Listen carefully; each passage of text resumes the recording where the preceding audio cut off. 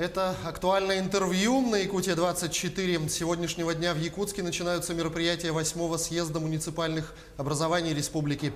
В течение недели гостями актуального интервью будут главы муниципалитетов. Какие проблемы волнуют местные власти, какие предложения готовы озвучить на форуме, это и не только мы обсудим с самими главами. Сегодня гость нашей программы Нюргустан Афанасьев, глава города Вилюйска. Нюргустан Владимирович, здравствуйте. Здравствуйте. Список 44 городов и сел, исторических поселений могут пополнить якутские города Лёкминск и Вилюйск. Для чего Вилюйску такой статус?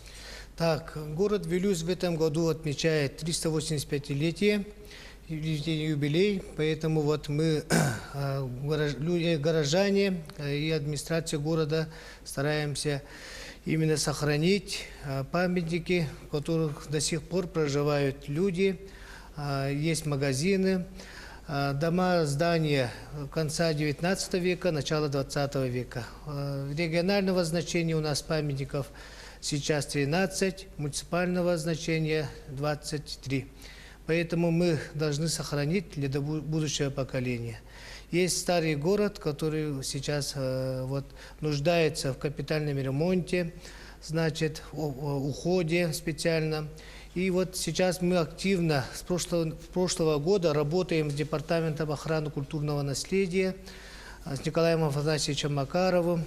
Так, и, конечно, в прошлом году наше Государственное собрание Тюмень приняло очень хороший закон об охране территории именно вот в черте города Вилюйск.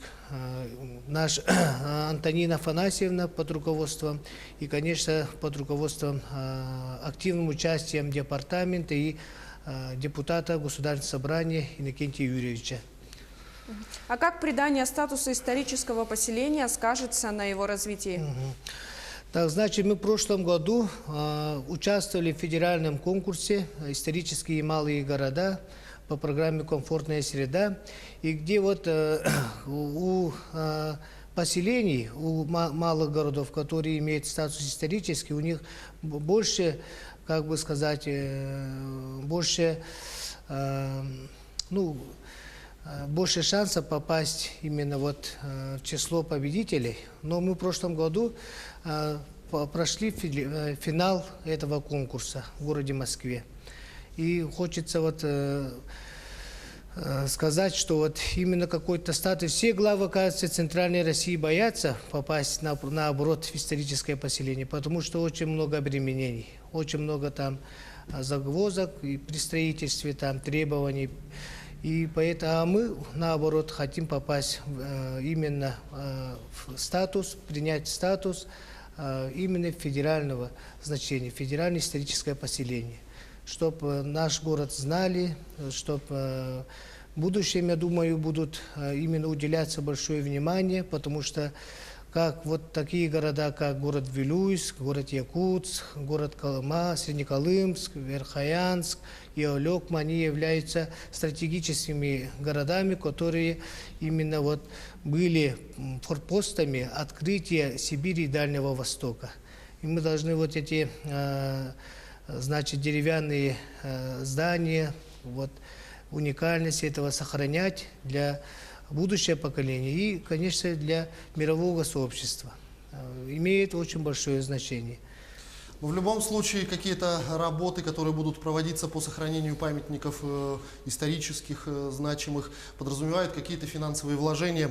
Найдутся ли инвесторы, которые будут вкладывать в реконструкцию таких зданий и сооружений? Так, сейчас мы все знаем, что вот тенденция туризма, тенденция именно вот развития малого и среднего предпринимательства в очень хорошем состоянии. Я думаю, вот скоро этот бизнес будет работать в ближайшее время.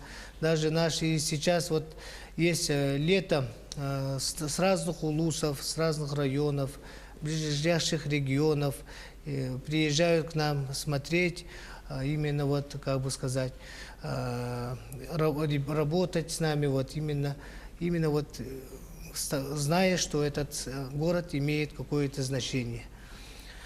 Город был основан русскими казаками, значит, у нас очень много музеев есть краеведческих, в том числе. И, конечно, мы вот, горожане, очень бережно относимся своим вот наследию, своему наследию. В прошлом году специально начали строить во дворе купца второй гильдии Николая Алексеевича Расторгуева первого магазина в Западной Якутии «Казачий двор».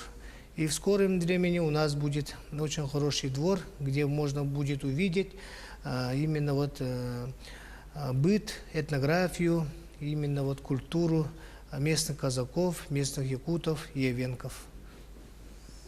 А какие проблемы волнуют в первую очередь вас, как главу муниципалитета, и насколько сегодня население доверяет власти, особенно местные, какие формы воздействия, на ваш взгляд, более эффективны? Так, значит, сейчас вот наше правительство ведет очень хорошую работу, потому что мы сейчас по любой программе именно работаем тесно с населением.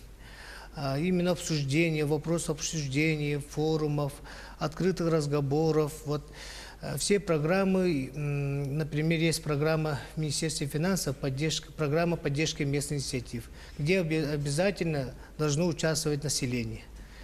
В конкурсе вот «Комфортная среда» сейчас занимается Министерство строительства и архитектуры, в прошлом году Министерство ЖКХ и энергетики.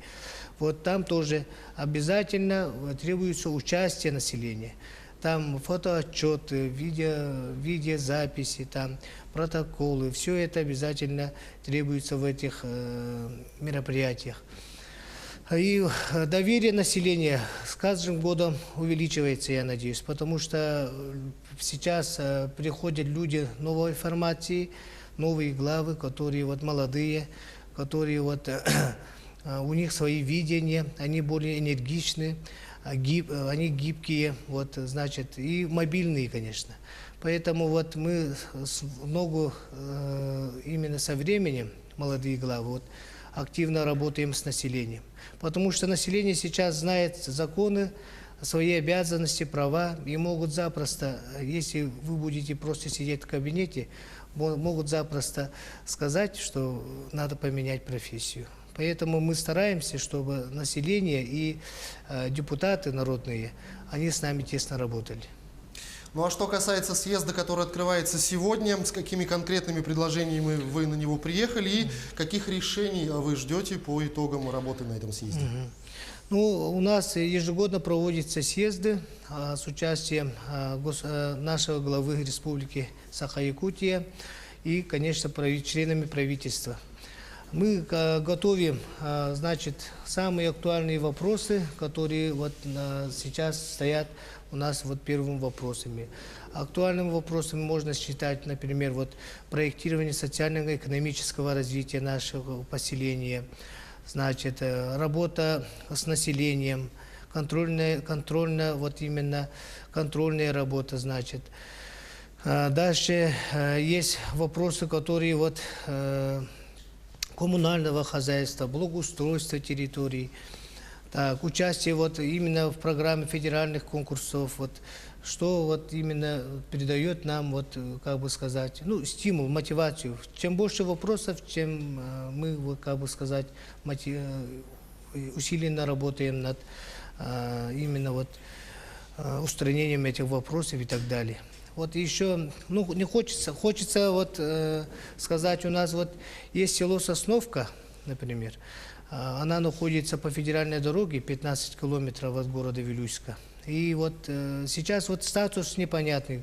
Либо вот это село не село, поэтому мы не можем в Минсельхоз идти и там в программе участвовать, а люди хотят заняться сельским хозяйством, например. По программе не выделяется на строительство частных домов ИЖС, на разведение крупного рогатого скота, и на растениеводство. Поэтому этот вопрос я хочу поставить перед правительством. Вот такие же, я думаю, вот пригорода, вот именно надо включить в программу Минсельхоз. Они как бы вроде входят в черту города. Нургустан Владимирович, спасибо. А я напомню, это было актуальное интервью. Сегодня гостем студии был Нургустан Афанасьев, глава города Вилюйска. Оставайтесь на нашем телеканале.